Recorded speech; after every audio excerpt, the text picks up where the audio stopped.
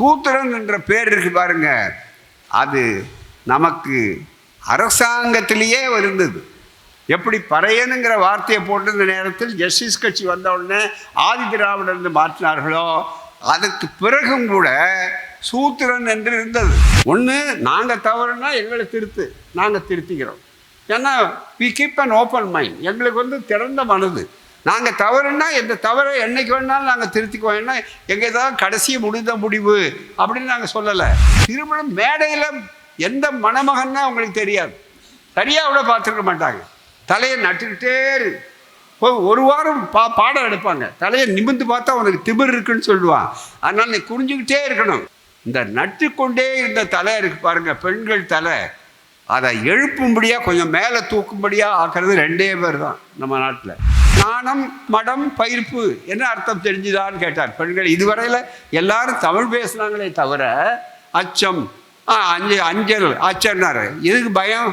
பயம் இருக்கணும்னு நல்லது தான், பயப்பட வேண்டியதான். எதுக்கு பயப்படணுமோ அதுக்கு பயப்பட வேண்டியதான். பெண்களுக்கு சம உரிமை கொடுப்பது என்பது மட்டும் முக்கியமல்ல, காவல்துறையிலும் போலீஸ் துறையிலும் அதே மாதிரி மற்ற இராணுவத்திலும் பெண்கள் வர வேண்டும்.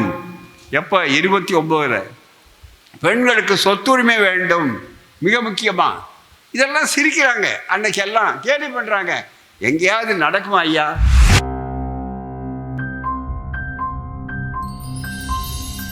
நமக்கெல்லாம் அறிவு கண் திறந்து மிகப்பெரிய அளவுக்கு பிறவி அடிமைகளாய் இருந்த ஒரு சமுதாய மக்களாகிய நம்மை மானமும் அறிவும் உள்ள மக்களாக ஆக்கிய நம்முடைய அறிவு ஆசான், தன்மானத்தை ஊட்டிய தலைவர் தந்தை பெரியார் அவர்கள் தந்த சுயமரியாதை இயக்கம், அவர் தோற்றுவித்த குடியரசு ஏடு என்ற ஒரு பெரிய பல்கலைக்கழகம், சுயமரியாதை பல்கலைக்கழகம், அதை நடத்திய பல்வேறு அடிநாள் பேராசிரிய பெருமக்களாக இருந்து நடத்திய கைவல்யம் போன்றவர்கள், தளபதி அழகிரிசாமி போன்றவர்கள் மற்றும் எத்தனையோ தொண்டர்கள் தோழர்களெல்லாம் சுயமரியாதை சுடரொளிகளாக நமக்கு வழிகாட்டி தந்திருக்கிற இந்த இயக்கம் 100 ஆண்டை அடைந்திருக்கிறது என்று நினைக்கிற நேரத்தில் எல்லையற்ற மகிழ்ச்சியை எல்லோரும் நாம் இங்கே பெற்றிருக்கிறோம் என்ற அந்த பெருமையோடு தான் இங்கே நாம் கூடியிருக்கிற இந்த சுயமரியாதை குடியரசு இதழ் 100ஆண்டு விழா மாநாடு எங்கே பிறந்ததோ அந்த மண்ணில், எவர் துவக்கினாரோ அந்த மண்ணில், ஈரோடு என்று சொன்னாலே ஒரு கலக்கம் எதிரிகளுக்கு, ஒரு பெரிய விளக்கம் நமக்கெல்லாம். அப்படிப்பட்ட ஒரு பெரிய வாய்ப்பு உலகத்தில் இதுபோன்ற ஒரு இயக்கம் எங்காவது தேடி பாருங்கள், கிடைக்கிறதா என்று பாருங்கள். நம்முடைய பெருமையை பூதாகாரமாக வணக்கி அல்லது ஊதி பெருக்கி சொல்லுவதற்காக அல்ல இந்த மாநாடு. நம்மை நாம் தயாரித்து கொண்டதை இன்னும் களத்திலே நாம் நிற்கிறோம் என்று காட்டுவதற்காக என்ற இந்த மாநாட்டை சொன்ன நேரத்தில் அருமையாக ஏற்பாடு செய்த நம்முடைய தோழர், தலைமைக் கழக அமைப்பாளர் தோழர் சண்முகம் அவர்களே, திருநாவுக்கரசு அவர்களே, மணிமாறன் அவர்களே, மாவட்ட தலைமை உரை ஆற்றிய ஈரோடு மாவட்ட தலைவர் நற்குணன் அவர்களே, இந்த மாநாட்டை திறந்து வைத்தவர் சரியான இளைஞர். அவருடைய வயது 102. அவர்தான் எங்களுக்கு இளைஞரணி தலைவர். இப்போது இதுதான் இந்த இயக்கத்தின் சிறப்பு. அவர் கைத்தடியை ஊன்றி கொண்டு வரவில்லை. அதுதான் எங்களுக்கெல்லாம் பெருமை, எனக்கெல்லாம் வழிகாட்டி. அதுதான் மிக முக்கியம். ஏனென்றால் ஏற்கனவே எங்களுக்கெல்லாம் கைத்தடி, உங்களுக்கெல்லாம் கைத்தடி தந்தை பெரியாரின் கைத்தடி. அதுதான் மிக முக்கியமாக எண்ணி பார்க்க வேண்டும். அப்படிப்பட்ட ஒரு அறிவார்ந்த ஒரு இயக்கம், அதிசய இயக்கம், வியப்பின் விளிம்பில் எதிரிகளே தள்ளப்பட வேண்டிய ஒரு இயக்கம்.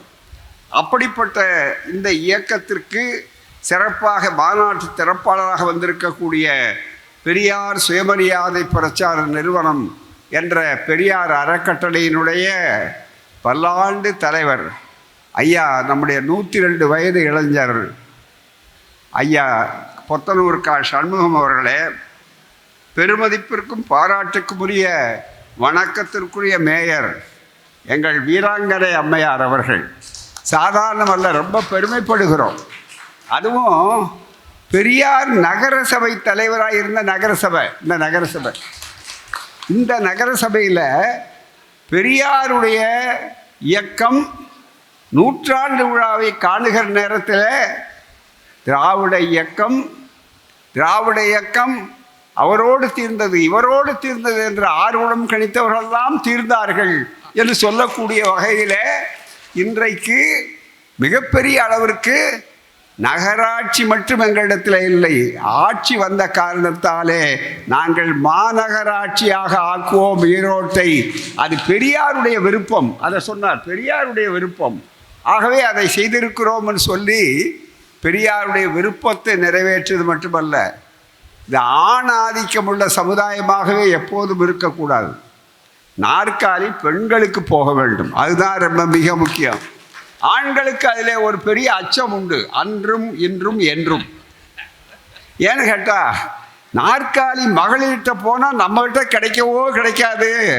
ஏன்னா அவங்களுக்கு அந்த வீரத்தை காட்டிய வேண்டிய நேரத்தில் வீரத்தை காட்டுவார்கள், பாசத்தை கொட்ட வேண்டிய நேரத்தில் பாசத்தை காட்டுவார்கள், ஆனால் ஒருபோதும் வேஷம் போட மாட்டார்கள் என்று சொல்லக்கூடிய அளவிற்கு மகளிரை பொறுத்தவரை இந்த உணவு படைத்த நம்முடைய வணக்கத்திற்குரிய மேயர் எஸ். நாகரத்னம் அம்மையார் அவர்களே, துணை மேயர் ஐயா செல்வராஜ் அவர்களே, திராவிட முன்னேற்றக் கழக நகர செயலாளர் சுப்பிரமணியம் அவர்களே, இந்த சுயமரியாதை சொன்னூர் இணையதளத்தை தொடங்கி வைத்து உரையாற்றிய குமரேசன் அவர்களே, அன்னை மணியம்மையாரின் தொண்டரத்தை புத்தகத்தை வெளியிட்டு சிறப்பாக உரையாற்றிய கழக பிரச்சார செயலாளர் உயர்நீதிமன்ற வழக்கறிஞர் அருள்மொழி அவர்களே, கழக பொதுச் செயலாளர் மானமிகு முனைவர் துரை சந்திரசேகரன் அவர்களே, கழக பொதுச் செயலாளர் அன்புராஜ் அவர்களே, எப்போதும் எங்களில் ஒருவராக காலந்தோறும் பிராமணியம் என்று சொல்லி மிகப்பெரிய அளவிற்கு கம்யூனிஸ்டுகள் இயக்கிறார்களா என்று ஒரு சந்தேகம் இருக்கிற நேரத்தில் கூட அவர் கொள்கைதான் முக்கியம், இதுதான் கம்யூனிசத்துக்கே அடிப்படை, பிராமணியத்தை நொறுக்கினால்தான் கம்யூனிசமே வர முடியும். ஏனென்றால் கடவுள் இருக்கிற இடத்தில் கம்யூனிசத்துக்கு வேலை இல்லை, ஜாதி இருக்கிற இடத்தில் கம்யூனிசத்துக்கு வேலை இல்லை, பெண்ணடிமை இருக்கிற இடத்தில் கம்யூனிசத்துக்கு வேலை இல்லை. இதெல்லாம் இருக்க வேண்டும் என்றால் இதை புரிந்து கொள்ள வேண்டும் என்பதற்காக தன்னுடைய ஆற்றல் மிகு எழுத்தால் பேச்சால் கருத்தால் வரக்கூடிய அருமை சகோதரர் பேராசிரியர் அருணன் அவர்களே, அதைவிட இன்னும் சிறப்பு உலகத் தலைவர் தந்தை பெரியார் அவர்கள் முதல் தொகுதி 1938 வரையிலே மிக சிறப்பாக வந்தது சாமி சிதம்பரனார் அவர்கள் எழுதிய தமிழர் தலைவர் என்று. அன்றைக்கு ஐயா அவர்கள் தமிழர் தலைவர், இன்றைக்கு உலகத் தலைவர். இதுதான் இந்த இயக்கத்தினுடைய வளர்ச்சி. எனவே தான் தமிழர் தலைவரை தொடர்ந்து உலகத் தலைவராக விரிவாக அவர்கள் விட்ட இடத்திலே இருந்து நாங்கள் தொட்ட இடமாக அதை ஆக்கி கொண்டு தொடர்ந்து எழுதி கொண்டு வரக்கூடியதில் இந்த 2 தொகுதி தான் பாக்கி இருக்குது. அடுத்தது 11, 12 ரெண்டுமே தயாராகி கொண்டிருக்கிறது. எங்களுக்கு அதான் வேலை மிக முக்கியமாக. அவ்வளவு செய்திகள் அருமையாக எடுத்து சொன்னார், ரொம்ப சுவையாக எடுத்து சொன்னார்.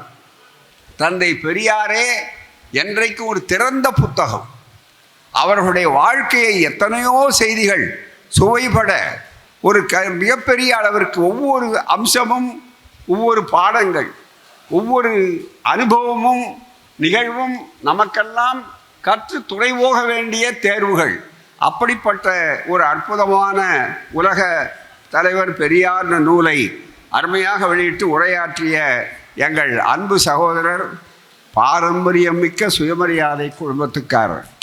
அவருடைய தந்தையார் மாநாடு நடத்தக்கூடாது, இந்த மாநாட்டில் இவ்வளோ சுலபமாக வந்து உட்காந்துட்டார். இன்னைக்கு அதுக்கு இந்த கொள்கை வெற்றிக்கு இதுவே அடையாளம். மழை மிரட்டி கொண்டிருக்கிறது வெளியில், அதை பற்றி நாம் கவலைப்படல. ஏன்னா பெரியாருக்கு பிடிச்ச குரலை நினைவுபடுத்தி கொண்டோம் தொண்டர்கள் நாம். ஐயா என்ன சொன்னார், அவருக்கு 1330 குரல்லையே ஒரே ஒரு குரல் உங்களுக்கு ரொம்ப பிடிச்ச குரலை சொல்லுங்கன்னு கேட்டால் எந்த குறள் சொல்லுவார்? உங்களுக்கே சில பேருக்கு தெரியும், பல பேருக்கு நினைவூட்ட வேண்டிய கட்டம் இருக்குது. எல்லாரும் படித்திருப்பீர்கள், இருந்தால் நினைவூட்டுருக்காங்க. குடி செய்வார்க்கில்லை பருவம் மடி செய்து மானம் கருத கெடும். அதாவது நமக்கு பொது தொண்டர்கள் எப்படி இருக்க வேண்டும் அப்படின்னா, இந்த உண்மையான தொண்டர்கள் சொன்னார்களா பொருளாளர் பேசும்போது மற்ற 4 அம்சங்கள். அதில் இந்த உண்மையான தொண்டர்களுக்கெல்லாம் கால நேரம் கிடையாது. இல்லைன்னா இந்த மாதிரி ஒரு மாநாட்டில் இவ்வளவு நேரம் பெண்கள் உட்பட, தாய்மார்கள், சகோதரர்கள் உட்பட அப்படியே உட்கார்ந்துருக்கீங்க. பல பேர் பார்த்தீங்கன்னா தமிழ்நாட்டில் இந்த ஒரு இயக்கத்தில் தான், ஒரு சில இயக்கத்தில் தான் இப்படி தானாக வர்றவங்களும் இருக்காங்க, கடைசி வரையில் அமர்ந்திருக்கிறவங்களும் இருக்கிறாங்க.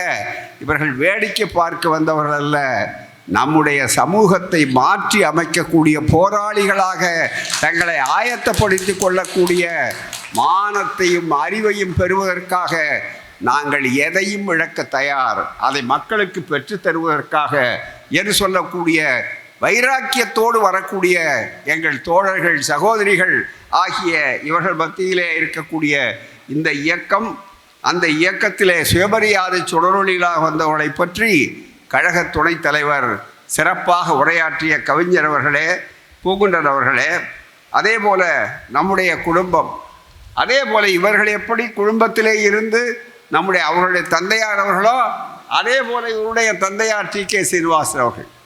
ரொம்ப புரியாதவன் சில பேர் இன்னைக்கு உளறிக்கிட்டு இருக்கிறான். என்னன்னா குடும்ப ஆட்சி. அட குடும்ப ஆட்சி தான் ஐயா, கொள்கை குடும்பம், அதுதான் மிக முக்கியம். எங்கள் கொள்கை குடும்பம்னா அப்போ ஒரு கட்சி பேர இன்னொரு கட்சின்னு போயிட்டு வியாபாரம் பண்ணுற குடும்பம் இல்லை. இது அத்தனையும் இந்த நாட்டின் மானத்தையும் அறிவையும் சுயமரியாதையும் சமூக நீதியையும் உருவாக்கக்கூடிய இயக்கம். அதனால் என்னுடைய வழியை என் பேரன் பின்பற்ற வேண்டும் நினைப்பது தவறா? அவனுக்கு ஆற்றலும் திறமையும் இருக்கும்போது அவர் அந்த இடத்தை அடைவது என்ன தவறான சட்டவிரோதமா? நன்றாக நீங்கள் நினைத்து பார்க்க வேண்டும். அதுதானே மிக முக்கியம். சிறப்பாக செய்கிறார்களே. நாளைக்கு உதயநிதியினுடைய பிறந்த நாள், எல்லோரும் வாழ்த்த வேண்டும் நாம் மிக முக்கியமாக. ஏன்னா இதோட முடிஞ்சு போச்சு, இதோட முடிஞ்சு போச்சுன்னு ஒவ்வொன்றா பார்த்துட்டு வந்தான். முடியலையேங்கிறான். கடைசியில் அவனுக்கு முடியாது, நமக்கு முடியும். அதுதான் மிக முக்கியம். இதுதான் இந்த மிகப்பெரிய ஒரு வாய்ப்பு என்று சொல்லக்கூடிய இந்த வாய்ப்பை இன்றைக்கு பெற்றிருக்கிறோம். அந்த வகையில் எங்கள் திராவிட முன்னேற்ற கழகத்தினுடைய மேனாள் நாடாளுமன்ற உறுப்பினரும் செய்தி தொடர்புத்துறை நம்முடைய பொறுப்பாளருமான அருமை சகோதரர் வழக்கறிஞர் டி.கே.எஸ். இளங்கோவன் அவர்களே, நமக்கு எல்லா வகையிலும் உதவி செய்து தவிர்க்க முடியாத காரணத்தினாலே என்றைக்கு நமக்கு தோன்றா துணையாக இருக்கிற மாண்புமிகு அமைச்சர், வீட்டு வசதித்துறை அமைச்சர் முத்துசாமி அவர்கள் இங்கே இல்லை என்றாலும் அவருடைய தோழர்கள், இயக்க தோழர்கள் அத்துணை பேரும் உதவி இருக்கிறார்கள். அவர்கள் இருந்து என்னென்ன செய்ய வேண்டுமோ அத்தனையும் அவர்கள் வேகமாக செய்து கொண்டிருக்கக்கூடியவர்கள். என்றைக்கும் நம்முடைய இயக்க தோழர்களுக்கு தோன்றாக துணையாக இருக்கக்கூடியவர்கள். அப்படிப்பட்ட அருமை நண்பர்களே, மாநகர செயலாளர் காமராஜ் அவர்களே, பல்வேறு பகுதிகளில் இருந்து வந்திருக்கக்கூடிய அருமை தோழர்களே, உங்கள் அனைவருக்கும் அன்பான வணக்கம். நீண்ட நேரம் ஆகிவிட்டது, 9:30 ஆகுது பூராமே. எனக்கு அவர்கள் குறித்து கொடுத்ததே 9 மணிக்கு கொடுத்தாங்க. பரவாயில்ல, நான் சொன்னேன் இவ்வளோ தூரம் நான் பேச வேண்டும் நினைப்பதை விட நான் பேச வேண்டியதெல்லாம் தோழர்கள் பேசுறதை கேட்கும் போதே உற்சாகமாக இருக்குது. அதுதான் மிக முக்கியம். காரணம், நான் எண்ணி மகிழ்ந்து கொண்டிருக்கிறேன். அவர் சொன்ன மாதிரி முதுகை தட்டி கொண்டிருப்பதை பற்றி சொன்னார். நம்முடைய கழக துணைத் தலைவர் அவர்கள் சொன்னார்கள். நினைத்து பார்க்கிறேன், இதே ஈரோட்டில் 1943-44 ஒரு மாணவ பயிற்சியாளனாக, நான் கோடை பயிற்சியாளனாக, ஒரு மாணவனாக, அரைக்கால் சட்டை போட்ட மாணவனாக, இங்கே அதுதான் மிக முக்கியம். இங்கே இருக்கிறதுலையே ரொம்ப மற்றவங்களாம் கொஞ்சம் உயரமாக இருப்பாங்க, மற்றவங்களாம் கொஞ்சம் நல்லா வேகமாக இருப்பாங்க. நான் ஒரு சாதாரண ஒரு சிறுவன் மாதிரி, ஒரு பொடியன் மாதிரி தான் இருப்பேன் போகாமல். அப்படிப்பட்டவர்கள் உட்கார்ந்து கொண்டு இந்த ஜங்ஷனுக்கு பார்த்தா ஐயாவுக்கு 10-15 வீடுகள் இருக்கும். அதில் மாறி மாறி இருப்பார் ஐயா. இங்கே எங்கே இருக்குது ஈரோட்டில் வீடுகளே அவர் தான் மிக முக்கியம். இப்போல்லாம் அவங்க பொருளாதாரத்தில் முனிசிபாலிட்டி, கார்பரேஷன் நிறையா வந்துட்டாங்க.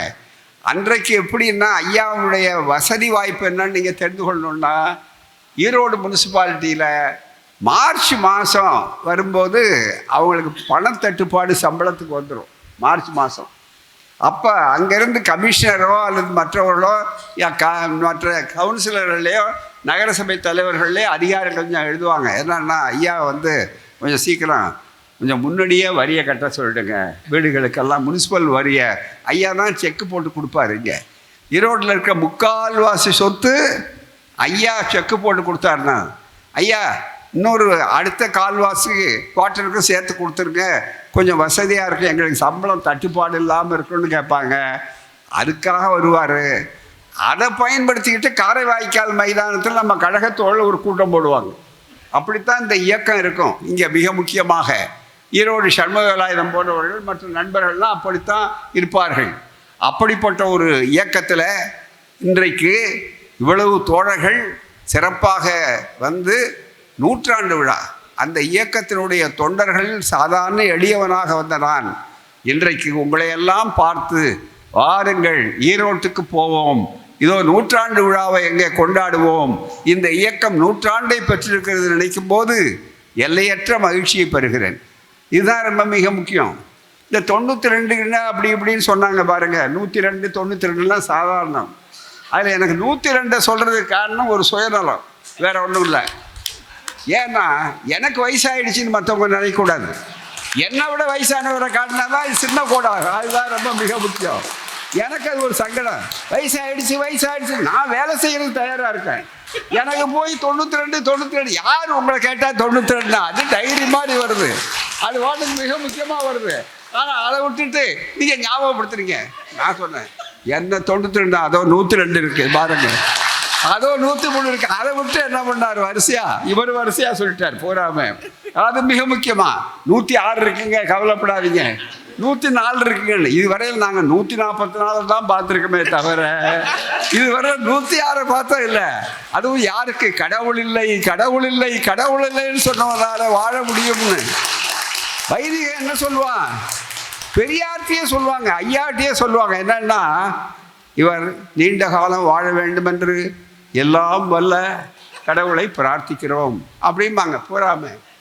அவங்க ஆசை, அதனால தப்பு ஒன்றும் இல்லை, நாங்கள் அவங்கள கோளாறு பண்ண மாட்டோம்.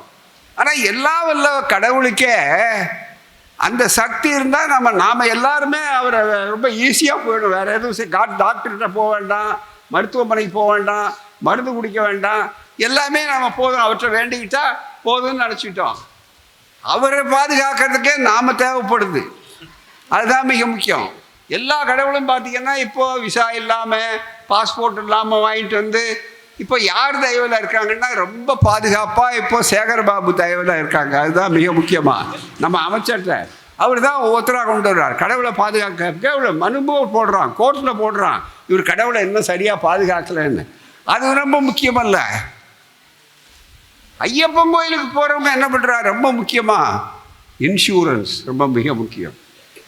பெரிய சலுகை வரவேற்க வேண்டியதுதான். பக்தர்களும் மனிதர்கள் தான், நாங்கள் அந்த கோணத்தில் சொல்லலை. ஆனால் இன்சூரன்ஸ் எடுத்தால் என்ன அர்த்தம், மிக முக்கியம். கடவுளுக்கு கடவுள் இருக்கும்போது எதுக்கே இன்சூரன்ஸு, நீங்கள் நல்லா நினச்சி பார்க்க வேண்டாமா? பாதி எல்லா மதத்திலையும் அப்படிதான். வேளாங்கண்ணிக்கு போவான் ஆரோக்கிய மாதான்னு, மாதாவே ஆரோக்கிய மாதா. ஆனால் அங்கேருந்து அதிகம் சொல்லுவோம் கால்ரா பரவி இருக்கு, இப்போ யாரும் வராதிங்க. கோவிட் வந்தது, அதில் வடநாட்டில் நம்ம ஆளுக்கு சுயமரியாதைக்கிறதுனால கடவுளை மூடி வச்சுருந்ததோடு சரி. ஆனால் வடநாட்டில் என்ன பண்ணா, கடவுளுக்கு போர்வை போத்தி வச்சான். ஏன்னா கடவுளை அட்டாக் பண்ணுற போது கோவிட் அப்படின்னு நினச்சி. இதுதான் ஐயா பகுத்தறி. சுயமரியாதை இயக்கம் ஏன் இன்னமும் தேவை என்பதற்கு அடையாளம் இருக்கிறது. பெரியார் அன்றும் தேவை, இன்றும் தேவை, நாளையும் தேவை. மருந்து என்றைக்கும் தேவை, டாக்டர்கள் என்றைக்கும் தேவை, மருந்தியல் கல்லூரிகள் என்றைக்கும் தேவை, மருத்துவக் கல்லூரிகள் என்றைக்கும் தேவை. அது மாதிரி இருக்கக்கூடிய அருமை தோழர்களே, இந்த இயக்கம் சாதாரண இயக்கம் அல்ல. அதைத்தான் எண்ணி பார்க்க வேண்டும். தந்தை பெரியார் இந்த இயக்கத்துடைய வரலாறுகள், சாதனைகள், நோக்கம், அதனுடைய தாக்கம், அதனுடைய தாக்கத்தையும் தாண்டி அதனுடைய ஆக்கம், சாதனைகள், இது அத்தனையும் அழகாக எடுத்து நம்முடைய தோழர்கள் சொல்லிட்டாங்க. ஐயா ஒரு தனி மனிதர், ஒரு தனி மனிதரால் இதை செய்ய முடியுமா அப்படின்னு கேட்ட நேரத்தில் ஐயா சொல்கிறார், தோழர்கள் நினைத்து கொள்ளணும். ஏன்னா இதை அடுத்த பொதுமக்கள் ஒரு பக்கத்தில் இருந்தாலும் இயக்க தோழர்கள், போராளிகள், நாம் நம்மை புதுப்பித்து கொள்ளுகின்ற ஒரு மாநாடு. நாம் நம்முடைய உறுதியை மேலும் மேலும் நாம் உற்பத்தி கொண்டு போகும்போது தளர்ந்த நரம்புகள் முறுக்கேறிய நரம்புகளாக நாம் வெளியே செல்ல வேண்டும் என்று சொல்லக்கூடிய அளவிற்கு இந்த மாநாடு இது போன்ற தத்துவங்கள் இந்த 100 ஆண்டு காலம் இருக்க வேண்டியது என்று இருக்கக்கூடிய வாய்ப்பு. தந்தை பெரியார் பேசுகிறார், சுயமரியாதை இயக்கத்தை சொல்லிவிட்டு. அது ஒன்று சில மட்டும் உங்களுக்கு எடுத்து சொல்கிறேன், மிகப்பெரிய அளவுக்கு எல்லாம் உங்களுக்கு தெரிந்தது தான். இயக்கத்தை தொடங்கிய நேரத்தில் 1930 2வது மாநாடு இதே ஈரோட்டில், முதல் மாநாடு செங்கல்பட்டில், 2வது மாநாடு எங்கே எம்ஆர் ஜெயக்கர் தலைமையில், மகாராஷ்டிராவிலிருந்து அழைத்து வந்த எம்ஆர் ஜெயக்கர். அதாவது எம்ஆர் ஜெயக்கர் மராஷ்டிரிய பார்ப்பனர். அப்படி இருந்தும் அவர் அழைத்தார். ஏனென்றால் அவர் முற்போக்கு சிந்தனையோட புரோகிதத்தன்மையெல்லாம் எதிர்த்து, ஜாதி எதிர்த்து, மிகப்பெரிய குரல் கொடுத்து, தீண்டாமை எதிர்த்து எல்லாம் செய்தார் என்பதற்காக அன்றைக்கு மிகப்பெரிய அளவில் செய்தார். அவர் இந்த தமிழ்நாட்டில் இப்படிப்பட்ட உணர்வா என்று அதிசயப்படக்கூடிய அளவிற்கு தந்தை பெரியாருக்கு தனி மனித வெறுப்பு இல்லை. பெரியாருக்கு தனி மனித தத்துவங்கள் மீது கோபமே தவிர சுயமரியாதை இயக்கத்துக்கு தனி மனித வெறுப்போ குரோதமோ இல்லை என்பதற்கு இந்த வரலாறே மிகப்பெரிய அடையாளம். இன்றைக்கு சில பேர் உளறிக் கொண்டிருக்கிறார்கள் அல்லது விஷம பிரச்சாரம் செய்கிறார்கள், தெரிந்தே செய்கிறார்கள். அப்படிப்பட்டவர்களுக்கு அந்த மாநாடுகள்லாம் தொடர்ந்த இதே ஈரோடு மாநாடு, 3வது மாநாடு விருதுநகரில். அந்த விருதுநகரில் 31 1931 எங்களை போன்றவர்கள் பிறக்காத காலம். அப்படிப்பட்ட ஒரு நாம் அந்த வரலாற்றை பார்த்து விட்டு உங்களுக்கு மயிர் கூச்சரிகிறது மிகப்பெரிய அளவிற்கு. அப்படிப்பட்ட மிகப்பெரிய அளவிற்கு ஐயா பெரியார் பேசுகிறார். குடியரசு அதனுடைய 100ஆண்டைத்தான் இப்போது கொண்டாடுகிறோம். அந்த குடியரசில் 10/2/1930 பேசுகிறார். கேளுங்கள், கேட்போம். இதெல்லாம் நாம் நம்மை மேலும் மேலும் இந்த பாடங்களை படித்து நம்மை மேலும் போராளிகளாக, களம் காடுகிறவர்களாக, நம்மை நாமே இந்த கொள்கைக்காக இழக்கக்கூடியவர்களாக, எந்த வேதனை, எந்த அடக்குமுறை, எந்த கொள்கைகள் வந்தாலும் அவைகளை ஏற்கக்கூடியவர்களாக ஆக வேண்டும் என்பதற்கு அடையாளம். சுயமரியாதைக்கு பெரியார் பேசுகிறார், கேட்போம். சுயமரியாதை இயக்கத்தை துவக்கும் போது கூட ஐயா சொல்கிறார், துவக்கிறது தான் இப்போ 100 ஆண்டில் இதை என்ன பார்க்கணும், பின்னோக்கி பார்க்கணும், அறிமா நோக்கு. சுயமரியாதை இயக்கத்தை துவக்கும் போது கூட நம்மையே நாம் பொறுப்பாளியாகவும், நல்ல கவனிங்க, நம்மையே நாம் பொறுப்பாளியாகவும் உதவியாளராகவும் நம்பியே இக்காரியத்தில் இறங்கினோம். நான் யாரையும் நம்பலை. ஏன்னா நம்மையே இவ்விஷயத்தில் நமக்குள்ள உறுதிதான் இவ்வியக்கத்திற்கு சொத்தும் அஸ்திவாரமே ஒழிய வேறு ஒன்றும் இல்லை. அவ்வளோதான், இது போச்சு. இந்த இயக்கம் மாதிரி ஒரு இயக்கம் இல்லைங்கிறதுக்கு அடையாளம் இதுதானே. அதுக்கு பேர் கேட்டாங்க, சுயமரியாதை இயக்கத்துக்கு வேறு ஏதாவது பேர் சொல்லலாமா அப்படின்னு உடனே சொல்லலாம்னார் ஐயா. என்ன பேர் சொல்லலாம் என்று கேட்டபோது அறிவு விடுதலை இயக்கம். அறிவு விடுதலை இயக்கம். உன்னுடைய அறிவு தலைகளால் கட்டப்பட்டிருக்கிறது. ஜாதியால், பெண்ணடிமையால், தீண்டாமையால், இன்னும் பதவி ஆசையால், இப்படி பல நேரங்களில் அந்த தலைகளை அறுத்து எறியக்கூடிய, உடைத்து எறியக்கூடிய மனிதர்களை மனிதர்களாக பார்க்க வேண்டும் என்று சொல்லக்கூடியது. இதற்கு எல்லை என்ன அப்படின்னு கேட்டபோது சொன்னார், மானிடப்பரப்பு. எனக்கு மானிடப்பரப்பு இது இந்த ஊர் அந்த ஊரில். ஆனால் நீங்கள் கேட்கலாம், அப்போ திராவிடம்னு சொல்கிறீங்களே, அது முரண்பாடு இல்லையா அப்படின்னு. திராவிடம்ங்கிறது இருக்க தத்துவம், கொள்கை, அது கலாச்சாரம், பண்பாடு. நீங்கள் நினைக்கணும் மற்றவங்க நினைக்கிற மாதிரி வெறும் சாதாரண ஒரு இடம் அல்ல.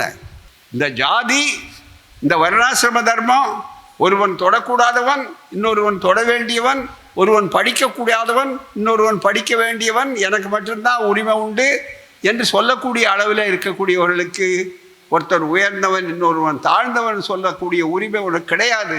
மனிதர்கள் அனைவரும் சமம் என்று சொன்னார்கள் அல்லவா. அந்த கொள்கையை எவ்வளவு காலம் நிலைநாட்டினார். சொன்னார்களே, மனித தர்மத்தை பற்றி சொன்னார்களே, எவ்வளவு வேதம் இங்க நாட்டிலே இருந்தது என்பதை. இன்றைக்கு நம்முடைய அரசியல் சட்டத்தை கொளுத்தியதை பற்றியும், அதில் அண்ணா அவர்கள் சட்டமன்றத்தில் இத்தனைக்கும் அண்ணாவுக்கும் ஐயாவுக்கும் அரசியல் ரீதியான கருத்து வேறுபாடுகள் இருந்த காலகட்டம் அது. ஆனால் அண்ணா அந்த நேரத்திலே கூட இந்த கொள்கையால் உந்தப்பட்ட காரணத்தால் என்ன சொன்னார்ன்னு சொன்னால், இன்றைக்கு இந்த விழா, இன்றைக்கு எல்லாரும் அரசியல் சட்ட உறுதி எடுத்துக் கொள்ளுகிற நாள் இந்த நவம்பர் 26 என்று. இதோ இந்த அரசியல் சட்டம் இன்றைக்கு முகப்புரை இருக்கிறது பாருங்க. இந்த முகப்புரை பற்றி தான் இன்றைக்கு எல்லாம் சொல்லுகிறார்.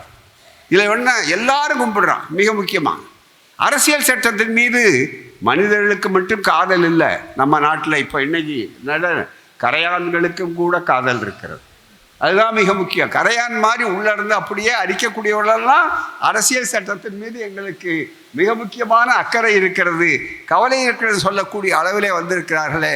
இந்த அரசியல் சட்டமெல்லாம் வருவதற்கு முன்னாலே இதே கொள்கையை சொன்ன இயக்கம் இந்த இயக்கம். அதிலே மிக முக்கியமாக அம்பேத்கர் தான். அவருக்கு இருந்த எத்தனையோ சங்கடங்கள், எத்தனையோ தடைகள், இவைகளெல்லாம் இருந்தாலும் கூட இன்றைக்கு அதே அரசியல் சட்டத்தை தந்தை பெரியார் கொளுத்தினார்களே. இன்றைக்கு நீங்கள் அரசியல் சட்டத்தை சொல்லுகிறீர்கள் நினைப்பார். ஏன் கொளுத்தினார்? இதுதான் மிக முக்கியமாக சிந்திக்க வேண்டிய ஒரு செய்தி. ஏனென்றால் ஐயா சொன்னார் மிக முக்கியம். அவர் திடீர்னு ஒன்றும் காரணக்காரம் இல்லாமல் அது இருக்குன்னு சொல்லலை. யார் அரசியல் சட்டத்தில் தீண்டாமை ஒழிக்கப்பட்டு விட்டது என்று மட்டும்தான் நீங்கள் எழுதியிருக்கிறீர்களே தவிர, தீண்டாமைக்கு மூலாதாரம் எது?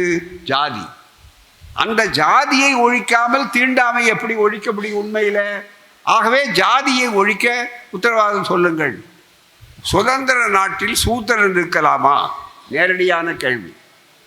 சுதந்திர நாட்டில் பார்ப்பான் என்று ஒருவர், பறையன் என்று ஒருவர், பிராமணன் என்று ஒருவர், சூத்திரன் என்று ஒருவர், உயர் ஜாதி என்று ஒருவர், கீழ் ஜாதி என்று ஒருவர், தொடக்கூடிய ஒருவர், தொடக்கூடாத ஒருவர் என்ற பேதம் இருக்கலாமா? பெரும்பாலான மக்களுக்கு இந்த கொடுமை இருக்கலாமா? அறிவு இல்லாத காலத்திலே கூட இருந்திருக்கலாம். ஆதிக்கம் இந்த காலத்தில் இருக்கலாமா? அதுவும் ஒரு சுதந்திரம் அடைந்ததாக சொல்லக்கூடிய நாட்டில் இருக்கலாமா என்று கேட்டுதான் சுயமரியாதை இயக்கம் பிறந்தது. அந்த சுயமரியாதை இயக்கத்தினுடைய அந்த பிறக்கிற போதே அந்த கொள்கைகளை முன்னேற்ற அழகாக சொன்னாரே நம்முடைய TKS இளங்கோவன் அவர்கள். 1, 2, 3 என்று வரிசையாக அந்த பணிகளை எல்லாம் அது சொன்ன நேரத்தில் நண்பர்களை இன்றைக்கு எவ்வளவு பெரிய வெற்றியை பெற்றிருக்கும். சாதாரணமாக உங்களுக்கு ஆச்சரியமாக இருக்கும். மிகப்பெரிய அளவிற்கு இந்த வெற்றியை இந்த அளவிற்கு வரும்போது இன்றைக்கு எல்லாரும் பார்த்தீங்கன்னா ஒரு பெரிய அளவிற்கு முகப்புரை அதுதான் அரும்பாடுபட்டு சாதிச்சார். யார்? நம்முடைய மிகப்பெரிய அளவிற்கு அம்பேத்கர் அவர்கள் சாதித்த போது அழகாக அதுதான் பிரியாம்பிள் என்று சொல்லக்கூடிய அந்த முகப்புரையில் சொன்னார்கள். இங்கே ஜஸ்டிஸ், லிபர்ட்டி, ஈக்குவாலிட்டி, ஃப்ரெட்டர்னிட்டி. அதில் நான் சுருக்கத்துக்காக சொல்கிறேன், முழு வாக்கியத்தை நான் படிக்கலை. அதாவது என்ன அர்த்தம்? நீதி, சமூக நீதி. Justice, social, economic and political என்று சொன்னார்கள். சமூக நீதி அதுதான் முதல். இது சுயமரியாதைக்கு பிறந்தது எதற்காக? சமூக நீதிக்காக. அதுதான் நன்றாக நினைத்து பார்க்கணும். இது எப்போ? 1949. அதுக்கு பிறகு சுயமரியாதைக்கு பிறந்தது எப்போ? 1900 மிக முக்கியமாக 26, 27. மிக எத்தனை ஆண்டுகளுக்கு முன்னால்? அதுக்கு முன்னால் நீதி கட்சி 17. இவைகளெல்லாம் தொடர்ச்சியாக வருகிறது என்றால் திராவிடர் இயக்கம் இந்த நாட்டில் மனிதர்களை மனிதர்களாக ஆக்குவதற்காக, சமத்துவம் செய்வதற்காக எப்படி வந்திருக்கிறது பாருங்கள். Justice, social, economic and political, நீதி, சமூக நீதி. Liberty of thought, expression, belief என்று. Equality of status and fraternity assuring dignity of the individual. அதுதானே சுயமரியாதை இயக்கம். டிக்னிட்டி ஆஃப் மானமிகுன்னு சொல்கிறேன் பாருங்க, அது ஆனரபிள், டிக்னிஃபைடு, டிக்னிட்டி என்று அந்த அளவு தான் மிக முக்கியமாக அந்த சுயமரியாதை இயக்கம். ஃப்ரெட்டர்னிட்டி, சகோதரத்துவம். நண்பர்களே, நேரம் இல்லாததால் அப்படியே தொட்டு காட்டி விட்டு போகிறேன் அதுக்காக தான் அந்த புத்தகங்களை நாங்கள் அறிமுகப்படுத்துகிறோம். அதில் ஒரு புத்தகம் திராவிடர் இயக்க சமூக புரட்சின்னு 95 ஆண்டுகளுக்கு முன்னாலே 1900 27 சென்னையில் ஒரு மாநாடு. அந்த மாநாடு சென்னையில் பார்ப்பன அல்லாதார் மாநாடு. தந்தை பெரியார்லாம் அழைத்து போகிறார்கள். அந்த மாநாட்டில் தீர்மானம் என்ன தெரியுங்களா? நீங்கள் நினைத்து பார்க்க வேண்டிய இந்த புத்தகங்களை படித்தாதான் வரலாறு தெரியும் தோழர்கள். அதனால தான் நான் வற்புறுத்துகிறேன். சூத்திரன் என்ற பேர் இருக்கு பாருங்க, அது நமக்கு அரசாங்கத்திலேயே இருந்தது. எப்படி பறையனுங்கிற வார்த்தையை போட்டு இந்த நேரத்தில் ஜஸ்டிஸ் கட்சி வந்த உடனே ஆதி திராவிடர்ந்து மாற்றினார்களோ, அதற்கு பிறகும் கூட சூத்திரன் என்று இருந்தது மிக முக்கியமாக. ஏன்னா அவர்கள் பனக்கல் அரசர் ரெட்டைமலை சீனிவாசன் போன்றவர்கள் அத்தனையும் சொன்ன உடனே பாதிப்பட்டு நீதி கட்சியிலேயே அதை மாற்றினார்கள். சென்னை டாக்டர் நடேசனார் சென்னை மாநகரத்திலேயே அதை கொண்டு வந்து மாற்றினார்கள். இதெல்லாம் வரலாறு, நேரம் இல்லாதெல்லாம் வேகமாக சொல்கிறேன் நான். அப்படிப்பட்ட இடத்துல இந்த மாநாடு பனக்கல் அரசர் உரையாற்றுகிறார். எப்போ 1920 முதலமைச்சராக பிரதமர்னு அப்போ பேர் பிரீமியர் என்று. அப்படிப்பட்ட பனக்கல் அரசர் உரையாற்றியதை புத்தகமாக போட்டிருக்கோம். அது ஆங்கிலத்திலையும் இருக்குது, தமிழ்லையும் இருக்குது. இந்த குறைபாடுகள் இதில் கொடி நீதி கட்சி அந்த கொடி ஏற்றுக்கிறாங்க. அந்த கொடியில் என்ன இருக்குது தெரியுங்களா? தயவுசெய்து இப்போ அரசியல் சட்டத்தை படித்தார். இன்றைக்கு அரசியல் சட்டம் இந்தியா பூரா கொண்டாடுறாங்க. Equality, fraternity, liberty, progress. இதுதாங்க மிக முக்கியமாக. முதல்ல ஈக்குவாலிட்டி சமத்துவம், ஃப்ரெட்டர்னிட்டி சகோதரத்துவம், லிபர்ட்டி சுதந்திரம், ப்ராக்ரஸ் முன்னேற்றம். இதுதான் என்று சொல்லி மிகப்பெரிய அளவு கொடியாக போட்ட ஒரு இயக்கம் திராவிடர் இயக்கம். இதற்கு சமமாக எங்காவது இதுவரையில் ஜாதி ஒழிப்புக்கு எங்காவது செய்திருக்கிறார்களா? விரலை யாராவது மடக்க முடியுமா? கேள்வி கேட்கிறோம். அதுதான் அதை செய்துவிட்டு ஐயா அவர்கள் அதுதான் கேட்டார், வேற ஒன்றும் இல்லை. இது இத்தனை அரசியல் சட்டம் வந்தாச்சு, நீங்கள் இவ்வளவு சொல்லியிருக்கீங்க. அரசியல் சட்டத்தினுடைய முகப்புக்கே நீங்கள் எடுத்துக்கொண்ட அடிக்கட்டுமானத்துக்கே விரோதம் அல்லவா? இன்னைக்கு எவ்வளவு தைரியம் இருந்தால் 2 பேர் பார்ப்பனர்கள் மேலே போய் அங்கே ஒரு அரசியல் தரகர்னு ஒருத்தர் போய் வழக்கு போடுறார். என்னன்னா, அதாவது முதல்ல செக்குலர் அண்ட் சோஷியலிசம், சோஷியலிஸ்ட் என்ற வார்த்தை இருக்கு பாருங்க. ஏன்னா இந்த அரசாங்கத்துக்கு என்ன பேர் என்று அரசாங்கத்துடைய கொள்கை என்னன்னு சொன்னால் மிக முக்கியமாக இன்னவர் கான்ஸ்டுவன்சி என்று சொல்லக்கூடிய அளவிற்கு தெளிவாக இங்கே we the people of India having solemnly resolved to constitute India into a sovereign, socialist, secular, democratic republic. 5 அம்சங்கள்.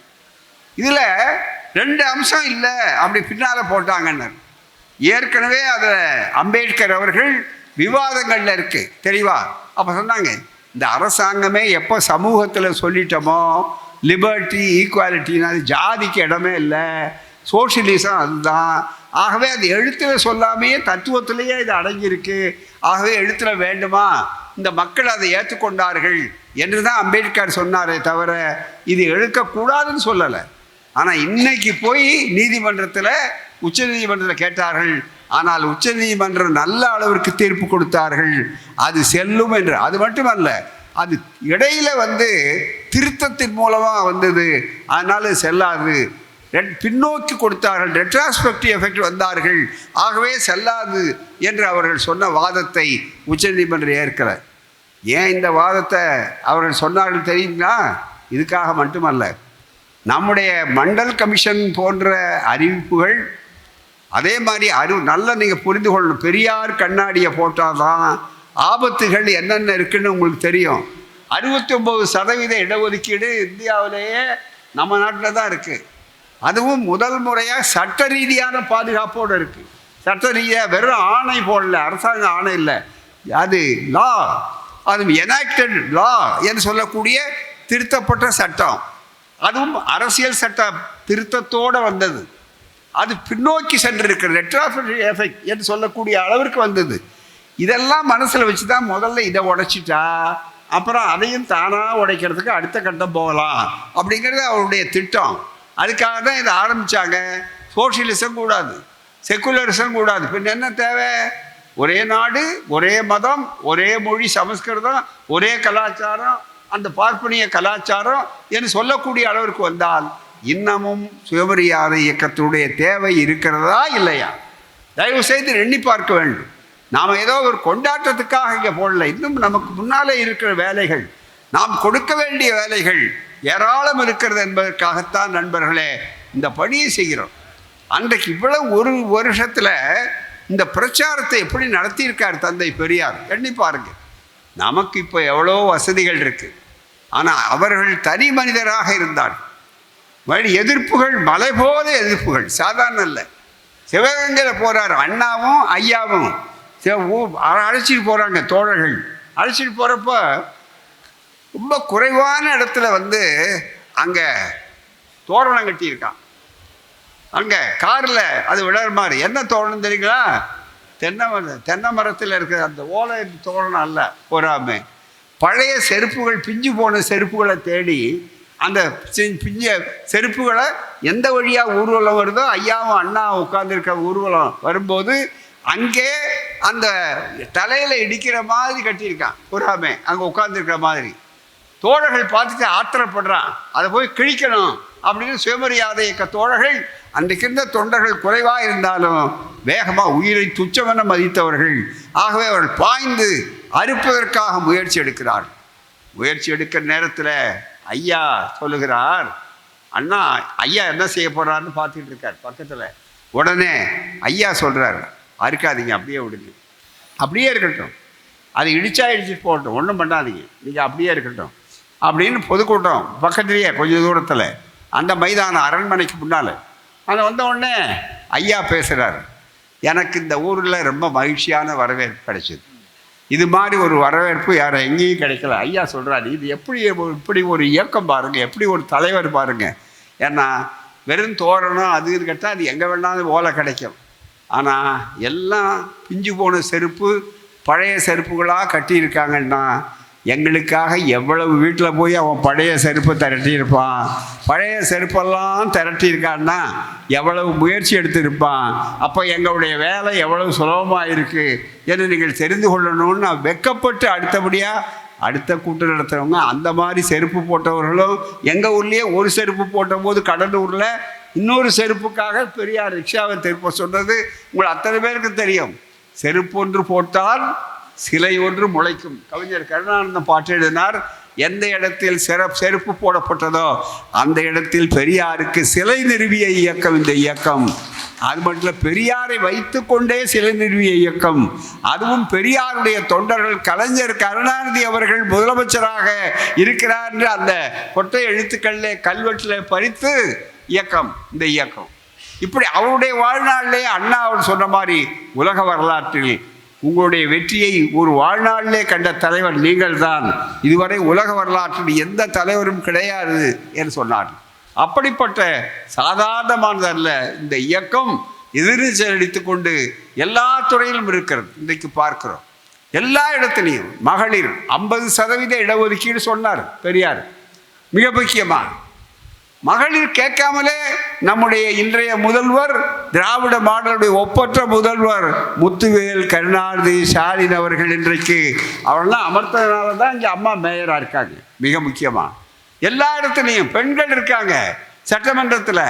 அது வேண்டாம், இன்றைக்கு தமிழ்நாட்டை நினைப்பாருங்க, சென்னை உயர்நீதிமன்றத்தில் தான் அதிகமான பெண்கள் நீதிபதிகள் இருக்கிறார்கள். வடநாட்டில் பல இடங்களில் பெண்கள் நீதிபதிகளே இல்லை. யார்? பீகாரில் தலைமை நீதிபதியாக இருந்து ஓய்வு பெற்று போகிறார். அவர் சொல்கிறார் இந்த மாதிரி வேற எங்கேயும் கிடையாது என்று சொல்கிறார். இன்றைக்கு தமிழ்நாட்டில் இருக்கிற கலெக்டர்கள் எண்ணிக்கை எடுத்து பாருங்கள். தமிழ்நாட்டில் கலெக்டர்லாம் என்ன? எல்லாம் ஐஏஎஸ் அதிகாரிகள். யார்? பெண்கள். ஒரு மாவட்ட கலெக்டர், அதே மாதிரி போலீஸ் அதிகாரிகள், டிஜிபி, பெரிய அளவுக்கு. இதுக்கு யார் காரணம்? இந்த இயக்கம் என்ன சாதித்தது? நோக்கம் பெண்ணடிமை ஒழிக்கணும், தாக்கம் பெரியாருடைய கொள்கைகள், இல்லை மாநாடு. ஆனால் ஆக்கம் சுயமரியாதை இயக்கம், திராவிட முன்னேற்ற கழக ஆட்சி வந்ததனுடைய விளைவாக செங்கற்பட்டு மாநாட்டில் போடுறார் தீர்மானத்தை. மிக முக்கியமாக எங்கள் மாநாடுகளுடைய தீர்மானம் இருக்கிறத, அந்த தீர்மானம் வெறும் காகிதம் அல்ல நண்பர்களே. நான் இதெல்லாம் சொன்ன மாதிரி ஆயுதம், அறிவாயுதம்னு முதல்ல சொன்ன புத்தகத்துக்கு அதுக்கு அடையாளமாகத்தான் செங்கல்பட்டு மாநாட்டில் சொல்கிறார்.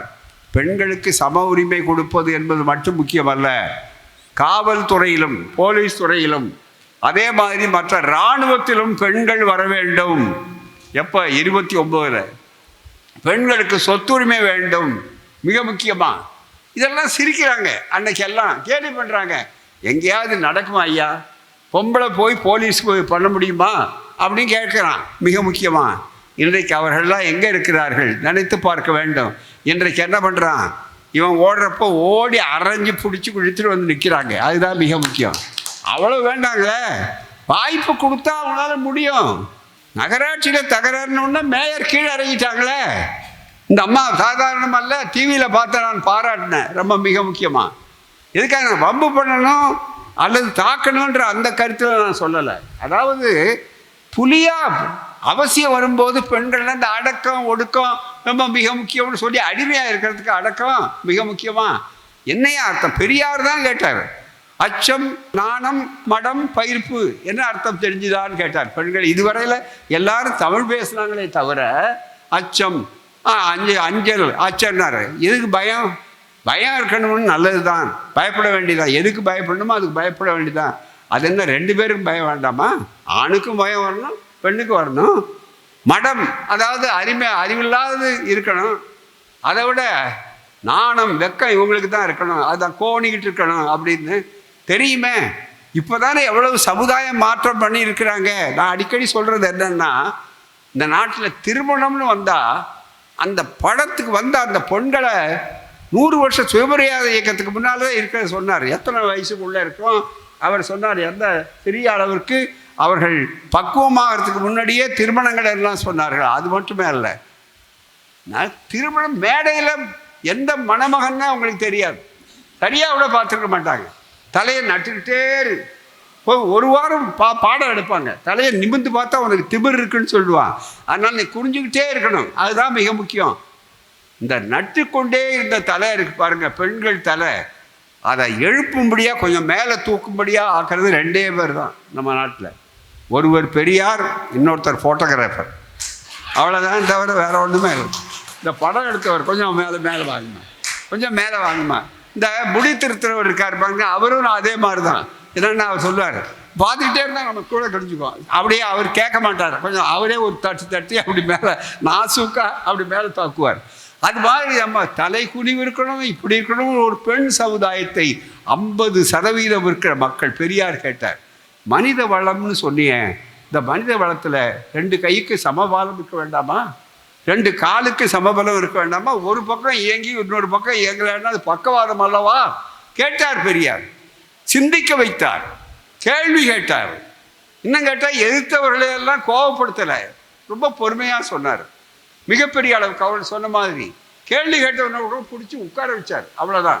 அழகிரி அவர்கள் ஒரு சம்பவத்தை சொல்கிறார். தளபதி அழகிரி அவர்கள், இதோ பெரியார் இல்லை, விருதுநகரில் நான்லாம் பேசி கொண்டிருக்கிறார் சொல்கிறார். விருதுநகரில் வேகமாக ஒருத்தர் ஓடியாந்து பெரியாரை கத்தியால் குத்துறதுக்கு வர்றான். உடனே ஐயா அவரை தடுத்து நிறுத்திட்டு, எல்லாரும் ஆவேசமாக அந்த நேரத்தில் வேண்டாம், பாதுகாப்பாக உட்கார வைங்க அப்படின்னு சொல்லிட்டு அவரை பாதுகாப்பாக அனுப்புகிறார். மிகப்பெரிய அளவு மக்களை சிந்திக்க வேண்டிய சுயமரியாதை இயக்கம் 2 வார்த்தைகளை கொடுத்தது. வேறு எந்த வார்த்தை இவ்வளோ அறிவு சுதந்திரம், அறிவு விடுதலை இயக்கம் என்று சொன்னார்கள் அல்லவா? அதற்கு என்ன அடையாளம் என்று சொன்னால் நண்பர்களே, சொன்னார், திருந்து அல்லது திருத்து. ஒன்று, நாங்கள் தவறுனா எங்களை திருத்து, நாங்கள் திருத்திக்கிறோம். ஏன்னா we keep an open mind, எங்களுக்கு திறந்த மனது. நாங்கள் தவறுன்னா எந்த தவறை என்னைக்கு வேணாலும் நாங்கள் திருத்திக்குவோம். ஏன்னா எங்கள் தான் கடைசி முடிந்த முடிவு அப்படின்னு நாங்கள் சொல்லலை. நம்பாகட்டா நரகம் அப்படின்னா. கடவுள் நம்பிக்கையே எப்படி வச்சுருக்கான், பழமொழியே எப்படி வச்சுருக்கிறான். நம்பினவனுக்கு நடராஜர், நம்பாதவனுக்கு யமராஜர்னா. அப்புறம் எவன் பயப்படாத இருப்பான். ஆகவே தான் நண்பர்களே, இந்த நம்பிக்கை என்பது இருக்கிறதே கூட அறிவுபூர்வமாக இருக்கணுமே தவிர அது வெறும் மூட நம்பிக்கையாக இருக்கக்கூடாது சொல்ல இயக்கம் இந்த இயக்கம். எனவே அறிவுக்கு விடுதலை கொடுத்து, மனிதர்களுக்கு சமவாய்ப்பை கொடுத்து, மனிதர்கள் அனைவருக்கும் அனைத்தும். சமூக நீதினா என்ன? அனைவருக்கும் அனைத்தும். பார்ப்பவர்களுக்கு சேர்த்து அவர்களை கொண்டு தூக்கி கடலில் போடணும்னு நாங்கள் சொல்லலை. அவருடைய உரிமையை மறுக்க வேண்டும் என்று சொல்லலை. 3% இருக்கிறியா, 3% வாங்கிக்க. நீ ஏன் 100% உன்னுடைய இடத்துக்கு போகணும்னு நினைக்கிற? பசியேப்பக்காரனை முன்னாலே பந்தியிலே உட்கார வை, புளியேப்பக்காரனுக்கு பிறகு இடம் கொடு. இதுதான் ஏன் சமூக நீதி, இதுதான் சுயமரியாதை இயக்கம், இதுதான் பெரியார் சொன்னார். இதற்குத்தான் இன்னமும் போராடுறோம். ஆனால் இன்னமும் போராட வேண்டி இருக்கிறது. ஏன்னா ஜாதியருடைய சிந்தனைகளை வைத்திருக்கிறான். இன்னமும் சுடுகாட்டுக்கு பாதை இல்லைங்க. இன்றைக்கு கூட ஊடகத்தில் பார்த்தீங்கன்னா நமக்கு வேலை இருக்குது. நம்ம அரசாங்கத்துக்கு கூட நாம் வேண்டுகோள் வைக்கணும். இறந்து போகவும் இல்லை, தீண்டாமை அங்கே சுடுகாட்டில் பேதம்.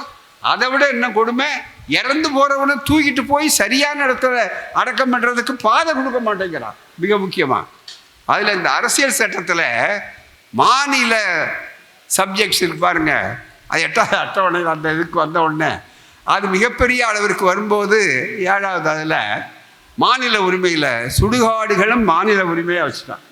நமக்கு இந்த சுடுகாடுலாம் மாநில உரிமை தான், அதில் ஒரு சந்தேகம் இல்லை. ஏன்னா நமக்கு வேறு உரிமை இல்லை, சுடுகாடுலாம் மாநில உரிமை தான். இப்போ மாநில அரசுக்கு எங்களுடைய வேண்டுகோள் என்னவென்றால், இந்த இயக்கம், நம்முடைய இயக்கம் இந்த நூற்றாண்டில் ஒரு பெரிய சாதனை செய்யணும்னா திராவிட மாடல் அரசுக்கு என்னுடைய அன்பான வேண்டுகோள் என்னன்னா, முதல்ல நம்ம வேற ஒன்றும் செய்கிறது, எல்லாத்த விட சமூக நீதியில் வேகமாக போகிறோம், எல்லாத்தையும் செய்கிறோம், பல தடைகளை நீக்கிறோம். குறைந்தபட்சம் ஜாதி அடிப்படையில் கீழ்ஜாதி மக்கள் என்று கருதப்படுகிற அல்லது அழைக்கப்படுகின்ற மக்கள் தங்களுடைய சவங்களை அடக்கம் செய்யப்படுவதற்கு கூட இன்னமும் தடைகள் இருப்பதை ஒருபோது வளர்க்காமல் எல்லா இடங்களிலும் பொது சுடுகாடுகள் வர வேண்டும், பொது இடங்கள் வர வேண்டும் என்பதை நாம் இந்த ஆண்டு செய்தாகணும். அதுதான் மிக முக்கியம். ஏனென்றால் நீங்கள் இறந்து போனவனுக்கு ஒரு அடக்கம் செய்யறதுக்கு இல்லை, என்ன வழியாக போனால் என்ன எந்திரிச்சு வந்துடுவார். அவர் எந்திரிச்சு வந்தால் லாபம் தானே, அதில் ஒன்றும் சந்தேகமே இல்லையே. ஆகவே நன்றாக நினைத்து பார்க்க வேண்டும். ஆகவே தான் தோழர்களே, ஜாதி எந்த ரூபத்தில் இருந்தாலும் அதை நாம் எதிர்க்க வேண்டும்.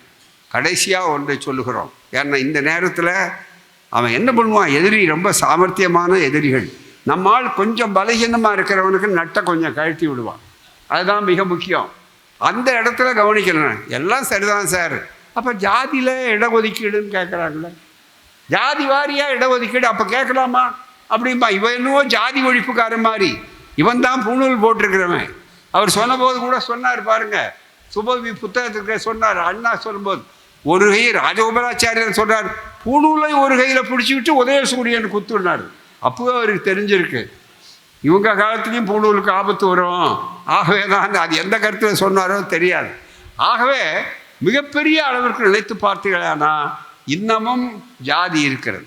அந்த ஜாதியை நமக்கு படிப்பு, இன்னும் ஜாதி தலைவர்களை ஜாதி பெருமையை சொல்கிறானே தவிர உன்னுடைய மக்கள் உரிய பங்கை பெற்றார்களா, ஐஏஎஸில் பெற்றார்களா?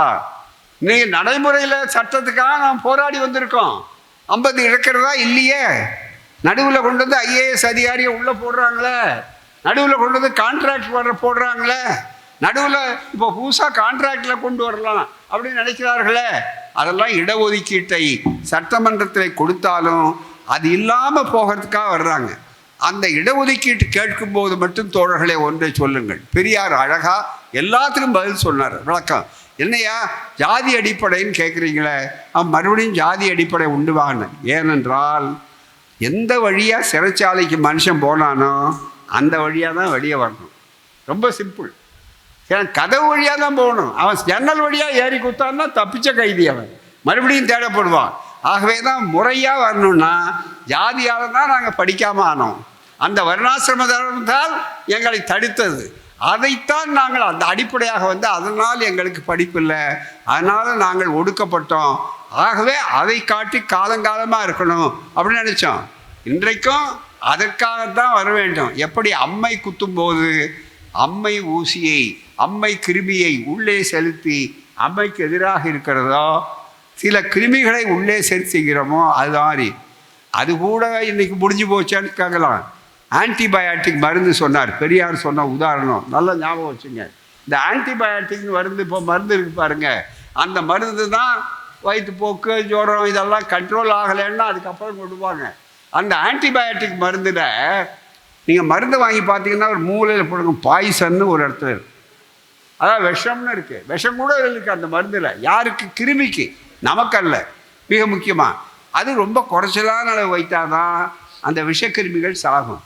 அது மாதிரி இந்த ஜாதிங்கிற விஷக்கிருமி இருக்கு பாருங்க, அதுக்கு ஆன்டிபயாட்டிக் தான் அந்த ஜாதி அடிப்படையில் கொண்டு வரக்கூடிய இந்த இடஒதுக்கீடு என்பதை கொஞ்ச நாளைக்கு பயன்படுத்த வேண்டும் அப்படின்னாரு. அது மட்டுமல்ல, இன்னும் அதிகமான உதாரணம் சொல்லணும்னா பாலம் கட்டுறது ஜாதி ஒழிப்பு. ஆனால் பாலம் கட்டுற வரையில் என்ன செய்யணும்?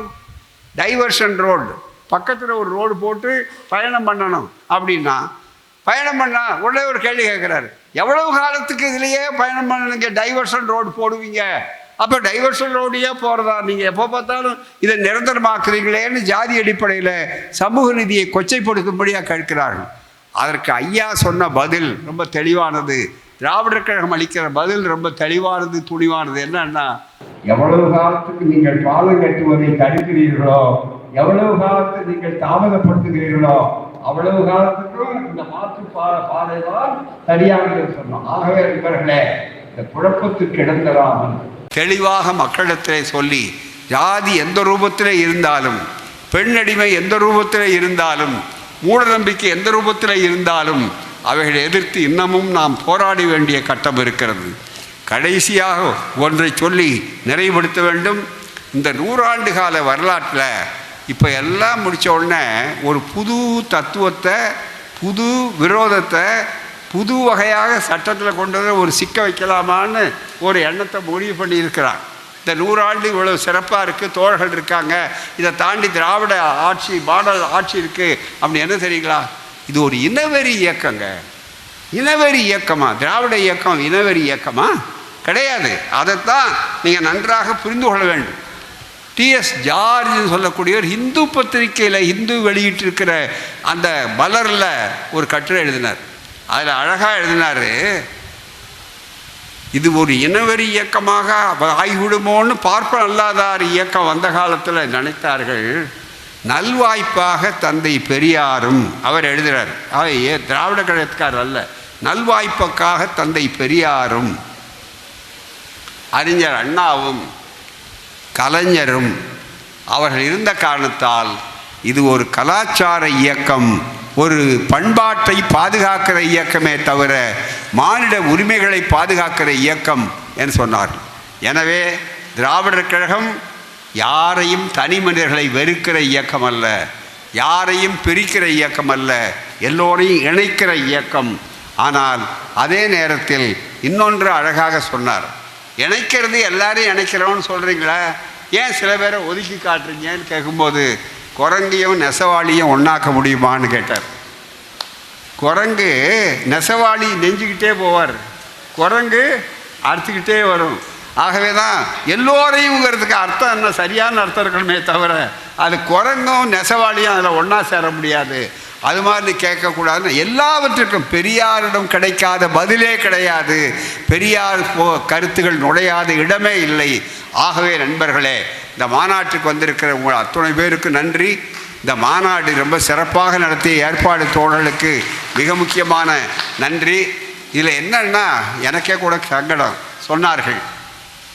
அதை விட நமக்கு ரொம்ப மிக முக்கியமானது, இந்த சுயமரியாதை இயக்கத்துடைய வெற்றிகள் தேசிய காலத்தில் ஆரம்பிச்சிருந்தாலும் எவ்வளோ பெரிய வெற்றி வந்ததுங்கிறதுக்கு அடையாளம் திராவிட மாடல் ஆட்சி இருக்கிறதுனால, வைக்கம் தந்தை பெரியார் அவர்கள் மனித உரிமைகளுக்காக போராடிய அந்த வைக்கத்தில் பழைய இடங்களை எல்லாம் புதுப்பித்து இன்றைக்கி பெரிய அளவில் இன்றைக்கு நம்முடைய முதல்வர் அவர்கள் அங்கே கேரளாவிலேயே நல்ல வாய்ப்பாக கம்யூனிஸ்ட் முதல்வர் இருக்கிற காரணத்தினால 2 பேரும் இணைந்து ஓராண்டு நிகழ்ச்சியை நடத்தி முடித்தது மட்டுமல்லாமல் அங்கே ஒரு அற்புதமான புதிய நிறையான சான்றாவணங்களோடு அற்புதமாக அங்கே உருவாக்கி இருக்கிறார்கள். பெரிய கட்டடங்கள், நினைவு சின்னங்கள் நிரந்தரமாக இருக்கக்கூடியது. அந்த நினைவு சின்னம் வருகிற டிசம்பர் 12ஆம் தேதி அன்றைக்கு கேரள முதலமைச்சரும் நம்முடைய முதலமைச்சரும் அங்கே இணைந்து அந்த புதிய கட்டடத்தை திறப்பு விழா நடத்துகிறார்கள். அதற்கு பக்கத்தில் நூலகம் பெரிய அளவிற்கு அமைத்திருக்கிறார். அந்த நூலக திறப்பு விழாவும் இருக்கிறது. அதிலே நம்முடைய முதலமைச்சர் அவர்கள் திறப்பு விழா செய்ய இருக்கிறார்கள். எனக்கும் அழைப்பு விடுத்திருக்கிறார்கள், நீங்கள் தலைமை தாங்க வேண்டும் என்று சொல்லி இருக்கிறார்கள். எனக்கு இதை விட பெரிய அளவு கொண்டு வரல. முதலமைச்சர் அவர்கள் எனக்கு பிறந்த நாள்னு சொன்னாங்க. முதலமைச்சர் அவர்கள் எனக்குன்னா உங்களுக்கு எல்லாருக்கும் தான் சேர்ந்து, அதுதான் மிக முக்கியம். இது அளித்திருக்கிற அந்த பிறந்த நாள் பரிசு, இதுதான் மிக முக்கியம். சுயமரியாதை இயக்கத்தினுடைய 100ஆண்டு விழாவுக்காக திராவிட மாடல் அளித்திருக்கிற பரிசு. அதற்காக அனைவர் சார்பாகவும் முதல்வருக்கு நன்றி செலுத்துவோம் என்பதை பலத்த கையொலியின் மூலமாக எழுந்து நின்று நீங்கள் எல்லோரும் மிக சிறப்பான அளவில் நாம் அத்தனை பேரும் பாராட்ட கடமைப்பட்டிருக்கிறோம். இந்த அரங்கம் இருக்கிற காரணத்தால் தான் மிகப்பெரிய வைக்கம் வரலாறு சாதாரணமானதல்ல, இதை மறைக்க முடியாது. அதுபோலத்தான் எல்லா திராவிட இயக்க சாதனைகளும் எதிர்காலத்தில் கல்வெட்டுகளாக வரும். மொஹஞ்சதாரோ ஹாரப்பா திராவிட நாகரிகமும் அதுபோல வரும். இந்த ஆட்சியிலே சர் ஜான் மார்ஷலுக்கு கூட சிலை திறப்போம் என்று அறிவித்திருக்கிறார்கள். இவைகளெல்லாம் வெறும் பதில் அல்ல, எங்களுக்கு அளிக்கிற பரிசுகள். முதல்வரே, உங்கள் ஆட்சி நீடிப்பதற்காக இந்த பட்டாளம் தயாராக இருக்கும். யார் உங்களை எதிர்த்தாலும் அதை எதிர்ப்பதற்கு நாங்கள் தயாராக இருக்கிறோம். எங்களை நாங்கள் தியாகம் செய்து கொள்கிறோம். எங்களுக்காக அல்ல, அவருக்காக அல்ல, பதவிக்காக அல்ல, திராவிட சமுதாயத்திற்கு மானமும் அறிவுள்ள மக்களாக இந்த மக்களை ஆக்குவதற்காக அதை செய்வோம் செய்வோம் செய்வோம் சொல்லி சூளுரைப்போம். நன்றி. சுயமரியாதை வாழ்வு சுகவாழ்வாக என்றைக்கும் வரும். சுயமரியாதை வாழ்வு சுய சிந்தனை உள்ள வாழ்வாக இருக்கும். சுயமரியாதை வாழ்வு எந்த கொம்பனாலும் அசைக்க முடியாத உறுதிமிக்க ஒரு வாழ்வாக இருக்கும் என்று கூறி முடிக்கிறேன். அனைவருக்கும் நன்றி, வணக்கம்.